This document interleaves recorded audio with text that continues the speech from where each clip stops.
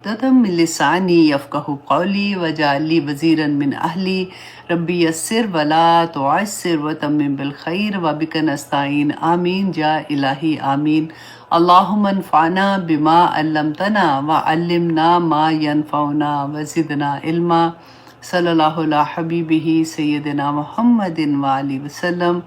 اللہم ارزقنی التفکر والتدبر لما یتلوہ لسانی من کتابک والفہم لہ والمعرفۃ بمعانی والنظر فی عجائبی والعمل بذلک ما بقیت انک علی کل شیء قدیر آمین یا الہی آمین۔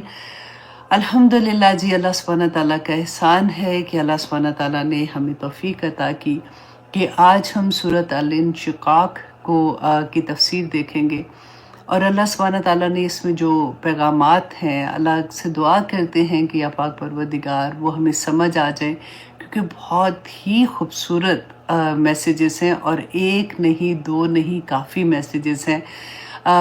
انشاءاللہ کبھی کبھی آنیسٹلی ایسے لگتا ہے کہ زندگی میں پریشانیاں اللہ سبحانہ تعالیٰ کی طرح سے آزمائش بھی آ جاتی ہے، اور اتنی سخت ہوتی ہے کہ لگتا ہے کہ سب کچھ رک جائے گا۔ اور کبھی کبھی ہوتا ہے کہ جیسے اب اتنی پریشانی ہوتی ہے کہ سانس جو ہوتا ہے نا، جیسے بندہ ایسے کر کے لینے کی کوشش کرتا ہے کہ مجھے سانس نہیں آ رہا، کہ ایک کے بعد ایک کے بعد ایک کے بعد کوئی ایسی نیوز ملتی ہے، کوئی ایسی چیز آ جاتی ہے۔ تو میں اکثر یہ سوچتی ہوں کہ اگر جن لوگوں کے پاس اللہ سبحانہ تعالیٰ کا کلام نہیں ہے، قرآن نہیں ہے، اللہ کی محبت نہیں ہے، وہ کیسے سانس لیتے ہوں گے؟ کیونکہ ہر لمحے آنیسٹلی جب بھی ایسی مشکل آتی ہے نا، تو قرآن ایک، وہ کہتے ہیں نا کہ انت ولی فی الدنیا والآخرہ توفنی مسلما والحقنی بالصالحین، تو وہ بالکل اسی طرح سے ایسے لگتا ہے کہ تھام لیا جیسے قرآن نے بندے کو، کہ کوئی بات نہیں، یہ مشکل آئی ہے نکل جائے گی، ان مع العسر یسرا فإن مع العسر یسرا والی بات ہو جاتی ہے۔ اور یہ تسلیاں قرآن ہی دیتا ہے، کیونکہ جب پینک ہوتا ہے نا بندہ، جب غموں سے گھبرا جاتا ہے، تو اس وقت آنیسٹلی کسی کی تسلیاں کام نہیں آ رہی ہوتی جو ارد گرد لوگ ہوتے ہیں، کیونکہ وہ بندہ سوچتا ہے کہ جو مجھے درد ہے وہ کسی کو نہیں سمجھ آ رہی ہے، لیکن صرف ایک احساس یہ ہوتا ہے کہ میرے اللہ کو پتہ ہے کہ میں کس تکلیف میں ہوں، تو اللہ سبحانہ تعالیٰ انشاءاللہ اس میں سے نکال دیں گے۔ اور وہ خوشخبریاں اتنی بڑی بڑی سامنے آ جاتی ہے نا، کہ اللہ مع صابرین، اور پھر صبر کرنے والوں کو اللہ سبحانہ تعالیٰ کیسے اجر دیتے ہیں، وہ ساری چیزیں جب ذہن میں آتی ہیں تو بندہ ایک دم سے پازیٹیو سوچنا شروع ہو جاتا ہے، اور زندگی آگے گزرنا شروع ہو جاتی ہے۔ تو اللہ سبحانہ تعالیٰ ہم سب کے لیے آسانیاں فرمائے، آمین ثم آمین۔ حضرت علی کی وہ بات آپ لوگوں سے دوبارہ سے شیئر کر دوں کہ پوچھا تھا، ہماری طرح کا کوئی ہوگا غم میں ڈوبا ہوا، پوچھا تھا کہ مجھے کیسے پتہ چلے کہ مجھے جو غم ملا ہے، یا میں پریشان ہوں، یا میرے اوپر اس طرح کی سچویشن آ گئی ہے کہ یہ اللہ کی طرف سے امتحان ہے، یا پھر میرے گناہوں کا نتیجہ ہے، کیونکہ اللہ سبحانہ تعالیٰ نے قرآن پاک میں یہ فرمایا ہے کہ اے لوگوں، مجھے کیا پڑی ہے کہ میں تمہیں مصیبت میں ڈالوں، اور اللہ تو کسی پر ظلم نہیں کرتے، اور اللہ سبحانہ تعالیٰ نے فرمایا کہ تمہارے اپنے اعمال ہی کافی ہیں جو تمہیں مصیبت میں ڈال دیتے ہیں۔ تو حضرت علی نے ایک بہت پیارا اصول بتایا تھا کہ جب کبھی تم پر کوئی مصیبت آ جاتی ہے، کوئی مشکل آ جائے، اور تم اللہ کے قریب ہو جاؤ، تو سمجھ لو کہ یہ اللہ کی آزمائش ہے۔ کیوں؟ کیونکہ اللہ سبحانہ تعالیٰ چاہتے ہیں کہ اپنے بندے کو، کیونکہ ہم نہیں جاتے نا جب اللہ کی طرف، پھر دنیا میں مصروف رہتے ہیں، پھر اپنی زندگی میں آگے نکلنے کی کوشش کر رہے ہوتے ہیں، تو اللہ سبحانہ تعالیٰ کو تو پتہ ہے نا کہ میں نے اس بندے کو تو جنت کے لیے پیدا کیا ہے۔ تو اللہ سبحانہ تعالیٰ اس وقت ایک جھٹکا، جیسے کہتے ہیں نا چھوٹی چھوٹی ایسی چیزیں آتی ہیں، تو وہ اللہ کی طرف سے آزمائش ہوتی ہے کہ بندہ غم میں، کیونکہ جب پریشانی ہوتی ہے تو کیا ہوتا ہے، خدا نخواستہ جیسے کبھی کوئی رزلٹ، بلڈ ٹیسٹ کرایا، کوئی رپورٹ غلط آ جاتی ہے، تو پھر ہماری نمازیں اور دعائیں دیکھنے والی ہوتی ہیں۔ اللہ نہ کرے کبھی بچوں پہ کوئی ایسی چیز آ جاتی ہے، تو پھر کیسے ہم دعائیں کرتے ہیں اور اللہ کی طرف پلٹ جاتے ہیں نا، اور بعض دفعہ وہ پلٹنا اتنا خوبصورت ہوتا ہے کہ پھر بندہ مطلب ٹھہر جاتا ہے ادھر۔ اچھا، اب دوسری طرف حضرت علی نے کہا کہ اگر کبھی کوئی مشکل آتی ہے تو تم اللہ سے دور ہو جاتے ہو، تو وہ جو چیز ہے وہ تمہارے پہ وہ عذاب ہے، وہ تمہارے اپنے گناہوں کی وجہ سے ہے۔ اب کیسے؟ کیونکہ اللہ سبحانہ تعالیٰ تو ظلم نہیں کرتے ہیں۔ اب جب بندے کے اوپر جب کوئی مشکل وقت آتا ہے، جو مشکل، فار ایگزامپل اس کا بزنس تھا وہ خراب ہو گیا، اس کی بچوں کی طرف سے کوئی ایسی مشکل آ گئی، یا اپنی صحت پہ کوئی ایسی چیز آ گئی، اور وہ اللہ کی طرف پلٹنے کے بجائے وہ پھر وہی حرکتیں کہ ٹھیک ہے جی کوئی بات نہیں، ساروں کے ساتھ ایسے ہوتا ہے، میں بھی ٹھیک ہو جاؤں گا یا میں بھی ٹھیک ہو جاؤں گی، ایسے تو کوئی بات نہیں ہے، تو وہ پھر جب ٹھیک ہو جاتا ہے تو پھر فوراً اللہ کو بھول جاتا ہے، اور پھر بلکہ اس میں بھی یاد نہیں کرتا۔ تو یہ ایک کرائٹیریا ہے جو حضرت علی رضی اللہ عنہ نے ہم کو دیا تھا، کہ جب بھی اللہ سبحانہ تعالیٰ سے ہم دور ہوتے ہیں نا، اللہ سبحانہ تعالیٰ ہمیں اپنے پاس بلانے کے لیے، کہتے ہیں نا کہ صحابہ پہ جب مشکل نہیں آتی تھی تو کئی دفعہ گھبرا جاتے تھے کہ مطلب کیا اللہ سبحانہ تعالیٰ نے ہمیں دیکھنا چھوڑ دیا ہے، یا اللہ سبحانہ تعالیٰ نے ہم سے محبت کرنی چھوڑ دی ہے، کیونکہ انسان ہے نا دنیا میں تو مگن ہو جاتے ہیں۔ تو پھر اللہ سبحانہ تعالیٰ بار بار اپنی طرف جب بلاتے ہیں تو میں ہمیشہ یہ کہتی ہوں کہ آسانی کے ساتھ چلے جائیں، کیونکہ اللہ سبحانہ تعالیٰ نے بلانا تو ہے نا بندے کو اپنی طرف، کیونکہ اللہ محبت کرتے ہیں، لیکن اگر ہمارے ہی گناہوں کی وجہ سے ہمارے اوپر کوئی ایسی مشکل آتی ہے تو کیونکہ پہلے سے ہی گناہ گار ہوتا ہے بندہ، اللہ کی طرف نہیں مڑتا ہے، تو پھر وہ اس دلدل میں گھستا جاتا ہے۔ تو آئیے جناب ہم دیکھتے ہیں کہ حدیث جو بہت پیاری ہے، کیونکہ اکثر ہماری دعائیں اٹک جاتی ہیں نا، اور ایسا ہوتا ہے کہ دل بھی اٹکا ہوتا ہے کہ یہ چاہیے، اور پھر اس وقت حالانکہ ہم نے پڑھا ہوتا ہے کہ اگر نہیں پوری ہو رہی تو انشاءاللہ قیامت کے دن اتنی بڑی بڑی اللہ سبحانہ تعالیٰ دکھائے ثواب کی صورت میں ہمیں نظر آئیں گی، ہم کہیں گے کہ اچھا کوئی دنیا میں دعائی نہ پوری ہوتی، یہ سب کچھ ہمیں پتہ ہوتا ہے، لیکن اس کے باوجود بھی نا کچھ دعائیں ایسی ہوتی ہیں کہ بندہ بس رونا ہی ڈال دیتا ہے کہ اللہ سبحانہ تعالیٰ پلیز، اور میں جیسے کہتی ہوں ہمیشہ کہ یا پاک پروردگار اگر یہ میرے حق میں بہتر نہیں ہے نا تو آپ کے ہاتھ میں تو سب کچھ ہے، آپ اس کو میرے حق میں بہترین کر کے قبول کر لیں پلیز، اللہ سبحانہ تعالیٰ اس کو قبول کر لیں۔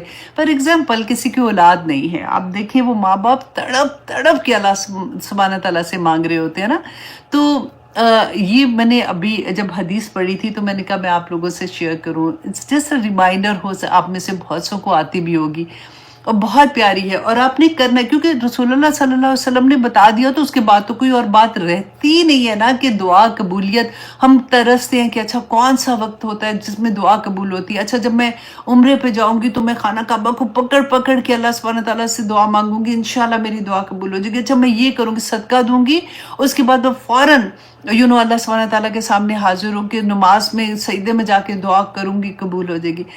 رسول اللہ صلی اللہ علیہ وسلم نے خود سے بتایا کہ ہر رات کو، فار ایگزامپل کسی بھی رات کو آپ کی آنکھ کھل جاتی ہے نا، اور یوزلی کھلتی ہے، آپ سوچیں تہجد کے ٹائم پہ یوزلی کھل جاتی ہے، اور جو تھوڑے بڑے ہوتے ہیں نا ان کو تو یوزلی باتھ روم میں جانے کی وجہ سے بھی آنکھ کھل جاتی ہے رات کو، تو جیسے ہی آپ کی آنکھ کھلے گی تو آپ نے کیا دعا مانگنی ہے، کیونکہ گارنٹیڈ ہے رسول اللہ صلی اللہ علیہ وسلم کی طرف سے کہ دعا قبول ہوگی۔ حضرت عبادہ بن صامت فرماتے ہیں، بخاری کی حدیث ہے کہ رسول اللہ صلی اللہ علیہ وسلم نے فرمایا کہ جو شخص رات کو اس کی آنکھ کھلتی ہے وہ جاگتا ہے اور یہ کہے کہ لا الہ الا اللہ وحدہ لا شریک لہ لہ الملک وَلَهُ الْحَمْدُ وَهُوَ عَلَىٰ كُلِّ شَيْءٍ قَدِيرٌ، یہ آپ میں سے سب کو ہی آتی ہے، ٹھیک ہے، آپ نے یہ پڑھنا ہے، اور سیکنڈ میں آپ نے کیا پڑھنا ہے، سبحان اللہ والحمد للہ ولا الہ الا اللہ واللہ اکبر ولا حول ولا قوت الا باللہ، تیسرا کلمہ ہے، رائٹ، جو ہم پڑھتے ہیں نماز تسبیح میں بھی اکثر لوگ یہ پڑھتے ہیں نا، جب جو اکثر مینس کہ یہی پڑھتے ہیں، لیکن جب جو لوگ نماز تسبیح پڑھتے ہیں، اچھا یہ دو کو آپ نے یاد رکھنا ہے، اس کے بعد وہ پھر اللہم اغفر لی بھی کہتا ہے، رب اغفر لی، پھر اللہم اغفر لی بھی ایک ہی بات ہے، رب اغفر لی کہتا ہے، اور اس کے بعد وہ جو دعا مانگتا ہے اس کی دعا قبول ہوتی ہے، اور رسول اللہ صلی اللہ علیہ وسلم نے فرمایا کہ اس کے بعد اگر وہ جاگتا ہے اور پھر وہ وضو کرتا ہے اور اس کے بعد وہ نماز پڑھتا ہے، یہ تہجد کی نماز ہو گئی نا، تو اس کی وہ نماز میں جو وہ دعا کرتا ہے، نماز دعا ہی ہے نا، تو اس کی وہ دعا قبول ہوتی ہے. وہ تو پھر ڈبل ہو گیا نا، ایک وہ والی دعا ہوگی، ایک اٹھ کے دعا کی تو وہ دعا تو اللہ سبحانہ تعالیٰ قبول کریں گے. تو اس لیے اب دیکھیں نا، بعض دفعہ ہوتا ہے کہ بہت کوئی بیمار ہیں بیچارے نہیں پڑھ سکتے ہیں، وہ تو نمازیں جو فرض ہوتی ہیں بیچاروں کی وہ بھی جاری ہوتی ہیں. کئی دفعہ میڈیسن اتنی اسٹرانگ ہوتی ہے، آنکھ نہیں کھلتی ہے، کوئی ڈفرینٹ طرح کی سچویشنز میں لوگ ہوتے ہیں. تو اس لیے اگر آپ نہیں بھی اٹھ سکتے تو آپ کی آنکھ کھلتی ہے رات کو تو آپ نے یہ دعا پڑھ لینی ہے، اور اس کے بعد آپ اپنی جو بھی حاجت ہے، اپنی صحت کے لیے اگر بیمار ہے مانگے، یا جو بھی آپ کی حاجت ہے آپ اس وقت مانگے، تو رسول اللہ صلی اللہ علیہ وسلم کا وعدہ ہے کہ دعا آپ کی پوری ہوگی انشاءاللہ. تو آئیے جناب ہم آتے ہیں اپنی کلاس کی طرف. سورۃ انشقاق. انشقاق کا مطلب ہوتا ہے کہ پھٹ جانا کسی چیز کا، ٹھیک ہے. تو آج ہم یہ دیکھیں گے کہ اس سورہ میں اللہ سبحانہ تعالیٰ نے ہمیں کیا سبق دیا ہے. ہم آسمان کے بارے میں پڑھتے ہیں، یہ سورہ آپ نے بہت دفعہ پڑھی ہوگی، میننگز میں بھی آپ نے پڑھی ہوگی. ٹھیک ہے، آسمان پھٹ گیا، زمین بچھا دی گئی، یہ ہو گیا کیونکہ اللہ کا حکم تھا. لیکن کیوں اللہ سبحانہ تعالیٰ نے مجھے اور آپ کو یہ کیوں بتایا کہ آسمان پھٹ جائے گا؟ کیونکہ وہ اللہ سبحانہ تعالیٰ کا حکم ہے، اس لیے. تو اس کو آپ ذرا ڈیپلی اگر سوچیں کہ اللہ سبحانہ تعالیٰ اتنی بڑی، ہمارے لیے، ہم انسان ہیں نا، تو سب سے بڑی چیز ہم دیکھتے ہیں آسمان اوپر اور نیچے زمین، اتنی بڑی زمین، اتنا بڑا آسمان. تو اللہ کے حکم سے وہ اپنی ہستی مٹا رہا ہے، اپنی، جیسے کہتے ہیں نا، آپ کو یاد ہے ابراہیم علیہ السلام کا قصہ کہ کس طرح سے انہوں نے صرف خواب میں دیکھا تھا نا کہ اللہ سبحانہ تعالیٰ نے ان کو حکم دیا کہ اپنے بیٹے کو ذبح کر دو، ہے نا. تو کیسے انہوں نے اللہ کا حکم مانا تھا. بالکل وہی چیز کہ اللہ سبحانہ تعالیٰ بتا رہے ہیں کہ اے انسان، یہ آسمان اور زمین جو اللہ کی مخلوق ہے، اللہ کے ایک حکم پر کس طرح سے اپنی ہستی کو ختم کر دیتی ہے. اور تو کیسا انسان ہے کہ تو اللہ کے حکموں پہ حکم پہ حکم پڑھ رہا ہے. سورۃ البقرہ میں صرف 1000 حکم ہے، 1000 حکم ہے، کہتے مفسرین نے بتایا. تو پڑھتا جاتا ہے اور تو پھر اپنی چوائس کے حکم پہ آ کے یس کہتا ہے، اور جو نہیں تو نے ماننا وہ تو نے نہیں ماننا. تو آئیے شروع کرتے ہیں. اعوذ باللہ من الشیطان الرجیم، بسم اللہ الرحمن الرحیم. اذا السماء انشقت، کہ جب آسمان پھٹ جائے گا. ہم نے بہت دفعہ پڑھا آسمان دروازے ہو جائے گا، آسمان پھٹ جائے گا. کیوں؟ وہ آزینت، اور اس نے کان، اذن کہتے ہیں نا کان کو، اور اس نے کان لگائے ہوئے ہیں لی ربیہا، اپنے رب کے لیے، وہ حقت، اور اس کا یہ حق بھی بنتا ہے ہمارے اوپر. دیکھیے، ہم آسمان اللہ کی مخلوق ہے نا، تو سب سے بڑا حق اپنی مخلوق کے اوپر کس کا ہوگا؟ رب کا ہے نا، اللہ کا ہے. تو اللہ سبحانہ تعالیٰ یہاں پہ فرماتے ہیں کہ وہ کان لگائے ہوئے ہیں، سمینا و اطانا. صحابہ کے بارے میں ہم پڑھتے تھے نا کہ وہ کس طرح سے سمینا و اطانا کرتے تھے. ایک حکم آتا تھا تو فوراً اس پہ عمل کرتے تھے. کیوں؟ کیونکہ 13 سال، یہ سورہ جو ہم پڑھ رہے ہیں یہ مکی دور کی سورہ ہے نا. ابھی تک دیکھیں نماز 5 وقت کا حکم نہیں آیا تھا، ابھی تک پردے کا حکم نہیں تھا، ابھی تک جو قانون تھے بیسیکلی وہ نہیں بنے تھے. ابھی اللہ سبحانہ تعالیٰ 13 سال تک جو مسلمان تھے نا، ان کو آخرت، اللہ سبحانہ تعالیٰ کی وحدانیت پہ، رسول اللہ صلی اللہ علیہ وسلم کی اتباع پہ اور آخرت پہ ان کو پکا کرا رہے تھے. جب ان کا آخرت کا عقیدہ، آخرت کا نظریہ پکا ہو گیا، اس کے بعد تو پھر جو حکم آتا تھا وہ تو بغیر سوچے سمجھے کر جاتے تھے. اسی وجہ سے تو جب وہ مدینہ میں گئے، کیونکہ مکہ میں تو کوئی جنگ نہیں ہوئی تھی، جہاد کا بھی کوئی حکم نہیں تھا. مکہ میں تو کہا تھا کفو ایدیہم، اپنے ہاتھوں کو باندھے رکھو. کتنا ظلم بھی ہو رہا تھا، تم نے ہاتھ اپنے نہیں کھولنے. مدینہ میں جا کے جب حکم آیا تھا تو اپنی جانوں کی بازی ہتھیلیوں پہ اٹھا کے کیسے صحابہ چلے جاتے تھے، اپنے جوان بچوں کو لے کے اللہ کی راہ میں شہید ہونے کے لیے نکل جاتے تھے. کیونکہ ان کو یہ پتا تھا کہ آخر میں ہم نے اپنے رب کے سامنے جانا ہے اور ہمیں وہاں پہ اللہ سبحانہ تعالیٰ کو جواب دینا ہے. اور آخرت میں اگر ہم نے دنیا میں، کیونکہ دنیا میں آئی ہی آزمائش کے لیے ہے.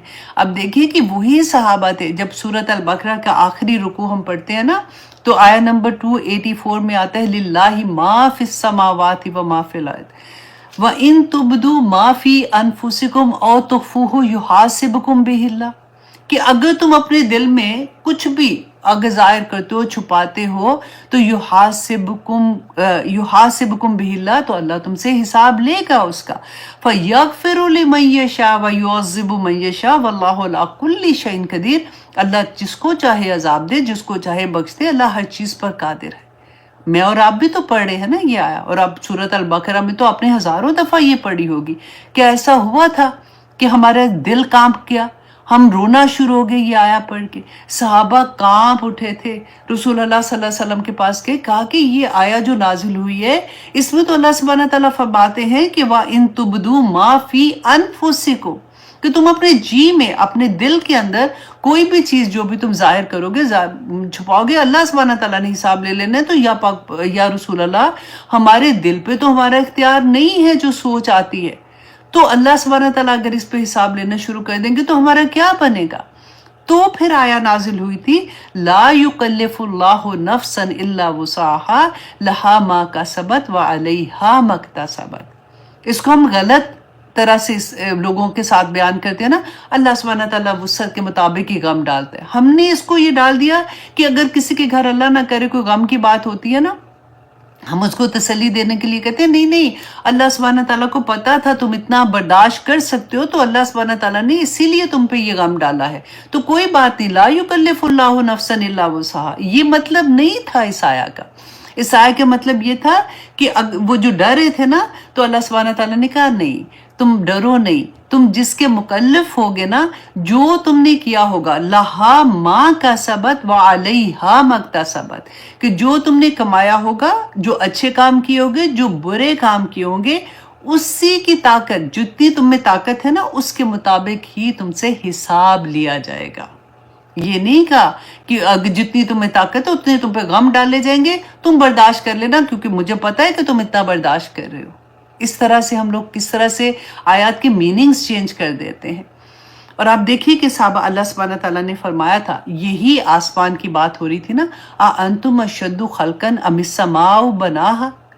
تو اللہ سبحانہ تعالیٰ کیا کہ اے انسان، کیا تجھے پیدا کرنا یا آسمان کو پیدا کرنا زیادہ مشکل تھا کہ تجھے پیدا کرنا؟ تو اتنا سا بندہ ہے، اللہ نے اتنا بڑا آسمان بنا دیا تیرے آگے. تو اسی آسمان کے بارے میں اللہ سبحانہ تعالیٰ فرماتے ہیں کہ یہ اللہ کی مخلوق ہے نا، جب اللہ سبحانہ تعالیٰ اس کو حکم دیں گے وَآذِنَتْ، اور وہ اس حال میں ہے کہ وہ کان لگائے ہوئے ہے کہ لِرَبِّهَا وَحُقَّتْ، کہ اپنے رب کا حکم جب آئے گا تو اپنی ہستی کو مٹا دے گا. وَإِذَا الْأَرْضُ مُدَّتْ، اور جب زمین جو ہے وہ پھیلا دی جائے گی. قرآن میں ڈفرینٹ جگہوں پہ آیا کہ زمین، ہم نے پڑھا نا کہ زمین کامتی ہے، اللہ کے خوف سے کامتی ہے کہ مجھے جواب دینا پڑے گا. جب زمین کو بنایا تھا اللہ سبحانہ تعالیٰ نے تو تھر تھر کانپ رہی تھی کہ اللہ تو نے یہ جو مخلوق بنائی ہے یہ میرے اوپر اپنے گناہ کرے گی تو میں کیسے، اس کی گواہیاں تو زمین نے دینی ہے نا. ہم نے یہ پڑھا نا کہ کتنی گواہیاں قیامت کے دن آئیں گی، تو ان کی گواہیاں میں کیسے دوں گی. تو وہی زمین کے بارے میں اللہ سبحانہ تعالیٰ نے کہا کہ اس کو پھیلا دیا جائے گا، کیونکہ قیامت کے دن ہر انسان جب قبروں سے نکلیں گے، جب سے آدم علیہ السلام سے آخر تک جتنے بھی انسان ہیں، کہ رسول اللہ صلی اللہ علیہ وسلم نے فرمایا تھا کہ وہ دن جو اتنی وحشت کا دن ہوگا، اتنا 50,000 سال کا ایک دن ہوگا، اس میں ایک قدم رکھنے کی بھی جگہ نہیں ہوگی. ہر انسان مشکل سے اتنی جگہ پائے گا، اس لیے زمین کو پھیلا دیا جائے گا اور ادھر ہی حساب کتاب کا دن ہوگا. اللہ اکبر. وَأَلْقَتْ مَا فِيهَا وَتَخَلَّتْ، اور وہ انڈیل ڈالے گی جو اس کے اندر ہوگا. اس کے اندر کیا ہے؟ انسانوں کے جسم ہے نا، باڈی، ہماری جسم جو ہے، ہم نے پڑھا تھا نا قیامت کے دن جب سور پھونکا جائے گا تو سارے انسان اپنی قبروں سے اٹھیں گے. وَأَلْقَتْ مَا فِيهَا وَتَخَلَّتْ، اور وہ اپنے آپ کو خالی کر دے گی. جتنی اس کے اندر معدنیات، خزانے ہیں، جو کیڑے مکوڑے، سب باہر نکل جائیں گے کہ اللہ سبحانہ تعالیٰ کیوں ایسے وہ کرے گی. وَآذِنَتْ لِرَبِّهَا وَحُقَّتْ، کہ اس کو وہ کان لگائے ہوئے ہے اپنے رب کے لیے اور اس کا حق بھی یہی ہے. اللہ اکبر. اب دیکھیے کہ ہم آج کی کلاس میں ہمیں یہ بہت غور سے چیزوں کو سننا ہے، کیونکہ دیکھیے اگر ہم یہ سوچتے ہیں نا کہ ہم الحمدللہ ہم مسلمان ہیں اور بہت سے لوگوں کو آپ نے یہ دیکھا ہوگا کہ یہ بات ہم سنتے رہتے ہیں کہ جی وہ اتنی کلاسز میں بھی جاتی ہیں، قرآن بھی پڑھی ہیں، پھر بھی ان کے عمل کیوں نہیں بدلتے، فلاں جگہ ان کو دیکھا تھا تو وہ ایسے تھی، اس حال میں تھی، اس حال میں تھی. کیونکہ ابھی تک آپ دیکھیں ہمیں اس بات کا یقین نہیں ہے، ہمیں اس بات کا یقین نہیں ہے کہ میں اپنے رب کے حکم، ہم اللہ کو اپنا اللہ مانتے ہیں، ہم اس کو حاکم نہیں مان رہے، ہم اس کو حکم نہیں، حکم ہم اپنے نفس کے مان رہے ہیں. اللہ کو ہم کہتے ہیں ہم مسلمان ہیں، کلمہ گو ہیں، الحمدللہ ہم یہ ہیں، لیکن حکم اس کا نہیں مانتے، اس کو حاکم نہیں مانتے. جس وقت ہم نے ہم جیسے خود مسلمان ہیں نا، تو ہم نے اپنی سوچ کو مسلمان نہیں نہ کیا تو یہ چیزیں ہمارے سے نہیں ہوں گی. دنیا میں پھر وہی ہوتا ہے، ہم نے اسلام کو اپنی جائے نماز پہ بیٹھے تو ہم مسلمان ہیں، مسجد میں گئے ہم مسلمان ہیں، روزہ رکھا ہم مسلمان ہیں، عمرہ حج کرنے گئے ہم مسلمان ہیں، رائٹ. لیکن جب گھروں میں ہم فنکشنز میں جاتے ہیں، ہم گھروں سے باہر نکلتے ہیں، ایون گروسری کے لیے بھی باہر نکلتے ہیں، ایک دفعہ شیشے میں دیکھا تو کریں کہ میرے اللہ نے مجھے کیا حکم دیا ہے، میں کس طرح سے گھر سے نکل رہی ہوں، کیا میرا یہ نکلنا ٹھیک ہے؟ قیامت کے دن اللہ سبحانہ تعالیٰ نے کہا نا کہ ابن آدم اپنا قدم نہیں اٹھا سکے گا جب تک وہ یہ جواب نہیں دے گا کہ عمر کہاں گزاری. اگر میرے رب نے پوچھ لیا کہ اس دن جولائی کی 30 تاریخ کو تم گھر سے نکلی تھی 2 بجے تو تم کس حال میں نکلی تھی، کیا جواب دو گے؟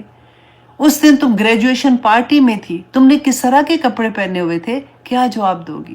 تم اس دن اپنے دوستوں کے اندر ہنسی مذاق کرتے ہوئے تم نے کسی کی اتنی بڑی بڑی باتیں کر دی، اس کے وہ کہتے ہیں نا کہ بخیے ادھیڑ دیے، تو تم نے یہ کیا تھا؟ تم اس وقت رات کے 11 بجے اپنے فون پہ کیا دیکھ رہی تھی؟ تم اس دن فون کرتے ہوئے اپنی دوست سے دوسرے کے بارے میں کیا باتیں کر رہی تھی؟ کیا جواب دیں گے؟ آپ نے کبھی سوچا ہے اس بات کو؟ آنیسٹلی میں آپ لوگوں سے جیسے بات کر رہی ہوں نا، تو یہ بیسیکلی میں اپنے آپ کو سنا رہی ہوں کہ اللہ سبحانہ تعالیٰ ہم سب کی سوچوں کو بھی مسلمان کر دے. اللہ سبحانہ تعالیٰ ہم پہ رحم کرے اور جو کچھ ہم پڑھ رہے ہیں نا اس کو عمل میں ڈھال دے. ایک ایک بات آپ دیکھیں کہ اس سے بہتر اور ہمیں کون سمجھائے گا کہ اللہ سبحانہ تعالیٰ اتنی بڑی خوبصورت اگزامپلز دے کے بتا رہے ہیں کہ زمین اور آسمان اللہ کے حکم پہ اپنی ہستی مٹا رہے ہیں. اے بندے، تجھے تو ابھی یہ حکم ہستی مٹانے کا نہیں دیا، تجھے تو چھوٹے چھوٹے حکم دیے تو وہ بھی نہیں سنتا ہے، اور وہ حکم اللہ سبحانہ تعالیٰ کے لیے نہیں ہے. وہ حکم سارے کے سارے تیرے ایک بندے کا دوسرے بندے کے ساتھ حقوق و فرائض کے ہیں کہ تو ایسا نہ کر کہ تیری ذات سے کسی دوسرے کو تکلیف پہنچے. دیکھیں بندہ جب اللہ کی حکموں کے اندر آتا ہے نا، جب وہ اللہ کی باتیں سننا شروع ہوتا ہے، جب اپنے آپ کو بدلنا شروع ہوتا ہے، تو اب امیجن کریں کہ ایک پانی جیسے گدلا پانی ہوتا ہے، اس طرح سے ہمارا دل ہوتا ہے. کبھی کوئی اچھی بات کر لی تو کبھی کوئی بری بات کر لی، تو کبھی دنیا کے بندے بن گئے تو کبھی اللہ کے بندے بن گئے. لیکن جب ہم صفائی کرنا شروع کرتے ہیں تو آپ نے کبھی نور کو محسوس کیا ہے کہ ایک پیورٹی، ایک خوبصورتی، آپ اپنے دل کو دیکھیں کہ وہ اتنا خوبصورت، اتنا پیور ہوگا جس کی کوئی حد نہیں. اور پھر وہ جو سکون ملتا ہے اور وہ جو خوشیاں ملتی ہیں. دیکھیں ہمیں یہ لگتا ہے کہ اللہ کے احکامات پہ عمل کرنا بڑا مشکل، آج کی دنیا میں تو نہیں ہو سکتا. دیکھیں نا، اب دنیا میں بھی تو جینا ہے نا، اب سارا کچھ تو ایسے نہیں ہو سکتا. واللہ اللہ سبحانہ تعالیٰ کے احکامات کے اندر رہتے ہوئے جب آپ اپنی زندگی گزارنے کی کوشش کر رہے ہوتے ہیں نا، اللہ سبحانہ تعالیٰ کو وہ بندے پہ اتنا پیار آتا ہے. یہ وہی بندہ ہوتا ہے کہ اللہ سبحانہ تعالیٰ فرماتے ایک تیری چاہت ہے اور ایک میری چاہت ہے. اللہ سبحانہ تعالیٰ اس دنیا میں بھی اس کو عزت عطا کرتے ہیں. ہمارے پاس تو بہانے ہی بڑے پیارے ہوتے ہیں نا کہ میرا میاں نہیں مانتا تو میرا فلاں نہیں مانتا، تو اب دیکھو نا سسرال کا معاملہ ہے تو اب میں کیا کروں، تو اب مجھے تو جانا ہی پڑے گا، تو اگر وہاں پہ ایسے ہو رہا ہے تو اب کوئی بات نہیں، بچے ہیں نا، بڑے ہوں گے تو سمجھ آ جائے گی. یہ سب کچھ ہم اپنے آپ کو دھوکے میں ڈالتے ہیں. میں نہیں کہتی ہوں کہ ہم اتنے سخت ہو جائیں، کیونکہ اگر شروع سے تربیت ویسے نہیں کی ہے، ہمارے گھرانے ویسے نہیں تھے، تو جب ہمیں بدلاؤ آیا ہے تو بہت صبر کے ساتھ اللہ سبحانہ تعالیٰ سے دعا کر کے اپنے آپ کو ادھر لے کے آنا ہوگا. جب ہماری ذات میں ہم خود بدلیں گے نا تو آنیسٹلی گھر والوں کو ہمارے لیے بدلنا آسان ہو جاتا ہے. جب آپ اتنی کیسے ہو سکتا ہے کہ اللہ کے احکامات کے اندر آتے ہوئے ایک عورت اتنی خوبصورت ہو جاتی ہے کہ اس کے گھر میں اتنا امن آ جاتا ہے، اتنا سکون آ جاتا ہے، اس کی ذات سے اتنی روشنی پھیلنا شروع ہو جاتی ہے، ہسبینڈ مان جائیں گے انشاءاللہ. پہلے آپ اپنے آپ کو چینج تو کریں نا اس طرح سے. لیکن کیونکہ ہم نے اپنی ذات کو چینج نہیں کرنا ہوتا، ہم ظاہری چینج کو پہلے لے آتے ہیں کہ اچھا اگر ہم میں حجاب کر رہی ہوں تو میرے ہسبینڈ نے منع کر دیا، انہوں نے کہا ایسی حالت میں باہر نہیں جاؤں گی. چلے آئی ڈو انڈرسٹینڈ، اس طرح سے بہت سے لوگوں کے ساتھ ہو جاتا ہے. لیکن آپ پہلے اپنی ذات پہ دیکھیں. آپ قرآن جب پڑھتے ہیں نا تو آپ کو سمجھ آتی ہے کہ آپ اتنے خوبصورت ہو جائیں گے کہ خود آپ کے ہسبینڈ کا دل چاہے گا کہ میری بیوی جو کر رہی ہے وہ بالکل ٹھیک کر رہی ہے، اس نے تو اپنی زندگی بدل دی ہے اور پورا میرا گھر ہی جنت بنا دیا ہے. کوشش تو کریں گے نا، اور اللہ سبحانہ تعالیٰ سے مدد بھی مانگیں گے، کیونکہ اللہ سبحانہ تعالیٰ نے تو ہمیں یہ بتایا ہے نا کہ جب ہم بے قرار دل سے اللہ سے مانگتے ہیں، اَمَّن یُجِیبُ الْمُضْطَرَّ اِذَا دَعَاهُ وَیَکْشِفُ السُّوءَ، اللہ کا وعدہ ہے جب ہم بے قرار دل سے اللہ سے دعا مانگتے ہیں اللہ ہماری دعائیں قبول کرتے ہیں. اب آگے دیکھیے اللہ سبحانہ تعالیٰ ایک اور اتنا خوبصورت، بلکہ یہ آیا جو ہے نا یہ اس تھیم آیا ہے اس پوری سورہ کی. اللہ سبحانہ تعالیٰ فرماتے ہیں یا ایوہ الانسان، اے انسان، انکا کادح الی ربک، کہ بے شک تو محنت کرنے والا ہے اپنے رب کی طرف، کدہن سخت محنت، فارمولا کی رزلٹ کیا ہونا ہے کہ اللہ سے تو نے جا کے مل جانا ہے، موت آ جانی ہے. دنیا میں اللہ سبحانہ تعالیٰ نے انسان کو کیوں پیدا کیا ہے؟ مشقت کے لیے. اب آپ اور میں دیکھیں کہ ہمیں کئی دفعہ ایسا لگتا ہے نا کہ ہائے فلاں کی زندگی تو وہ تو اتنا اس کے گھر میں تو سارا کچھ خیر ہی خیر ہے، ادھر ہی ساری مشکلیں ہیں. ایسا نہیں ہے. اللہ سبحانہ تعالیٰ نے جب کہہ دیا کہ ہر انسان مشقت میں ہے. اب دیکھیں چھوٹا بچہ آپ لے لیں، اگر وہ اسکول جا رہا ہے، اب پہلی کلاس میں ہے، اس کی مشقت اپنی طرح کی ہے کہ اس نے پاس ہونا ہے، اس نے پڑھنا ہے. اب دیکھیں دین کے راستے میں آپ دیکھیں کہ ایک ہم جتنی محنت کر رہے ہوتے ہیں مشقت ہی ہے نا، کرتے تو محنت ہی ہے. اب دوسری طرف دیکھیں دنیا والا بندہ ہے، وہ بھی صبح سے رات تک دنیا میں لگا ہوا ہے، محنت تو وہ بھی کر رہا ہے. ہر انسان اللہ سبحانہ تعالیٰ نے ایسے ہی پیدا کیا. دنیا میں ہم کیوں آئے؟ وَلَنَبْلُوَنَّكُمْ بِشَيْءٍ مِّنَ الْخَوْفِ، اللہ سبحانہ تعالیٰ نے بتا دیا تھا کہ آزمائش انسان کے اوپر ہوگی.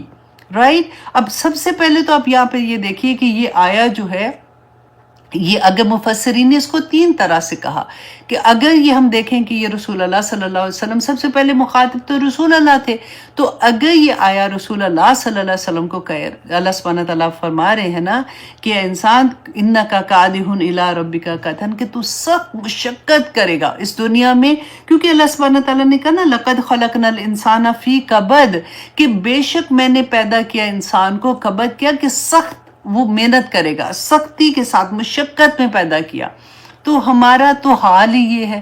تو پھر ایک پتہ ایسی آیات پڑھ کے نا ایک سکون سا ہوتا ہے کہ اچھا ٹھیک ہے اللہ سبحانہ تعالیٰ نے خود کہہ دیا ہے تو میرے اوپر جو مشکلیں ہیں، میرے اوپر جو سختیاں ہیں نا وہ آنی ہے. تو اچھا اب آئیں گی تو پھر میں نے کیا کرنا ہے، پھر میں کیسے ان سے آسانی سے نکل جاؤں گی.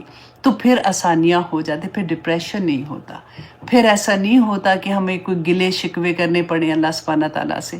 کیونکہ اگر دیکھیں سب سے پہلی بات کہ اگر رسول اللہ صلی اللہ علیہ وسلم سے مخاطب ہے نا، تو آپ دیکھیے کہ یہاں پہ اللہ سبحانہ تعالیٰ ان کو بتا رہے تھے کہ ابھی تمہاری